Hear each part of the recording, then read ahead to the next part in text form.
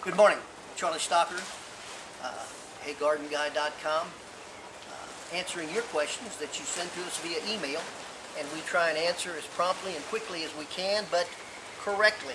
We've been talking about raised bed gardens. We're going to continue with our short little snippet here about some other things to consider in your raised bed garden if in fact you've decided to go or try raised bed gardening in your particular vegetable garden. The next thing is we've looked at size, just a number of advantages, disadvantages. Now we look at what do you do when you start constructing the raised bed. And let's say you're going to put it over sod, okay? Well, you want a permeability between your raised bed, which is going to be at least 18 inches, and the ground itself. And you don't want that sod to be there. So let's say you have a 4x8 raised bed garden.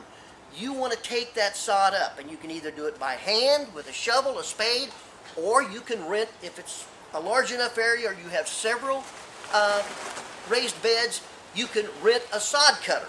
So you need to get the sod up. If you have, and a lot of us do, hear me close, Bermuda grass. You can spray Bermuda grass and spray Bermuda grass to get rid of it because it's eventually going to creep up into your raised bed over a period of time. How do you get rid of it? Some people say cardboard. Some people say use a non-selective herbicide, all of which can be effective. Many times they're marginal.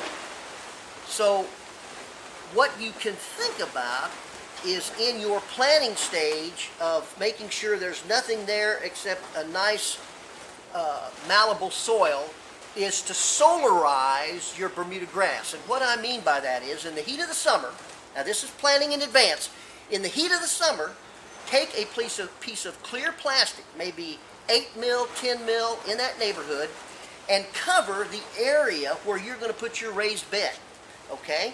And then make sure around the perimeter and even beyond where you're putting your raised bed, make sure that's sealed to the ground. And we don't do any more than just put soil about 2 inches wide and 2 inches high that just kind of seals so there's no air that gets in underneath. And over a period of about 4 to 5 weeks, that sun beats down on that plastic and it creates an oven. And what happens is it will get rid of and kill the Bermuda grass, okay? If you go longer than 8 weeks, a lot of times you'll destroy a lot of the good microorganisms that are in the soil. So I recommend between 4 and 5 weeks and then take that off. And for the most part, you're going to find that your Bermuda grass is gone and you have a clear palette for you to raise and put in your raised bed garden. It's all the time we have for today. Listen tomorrow because we're going to be talking about what kind of soil and what type of material do you use to construct these beds.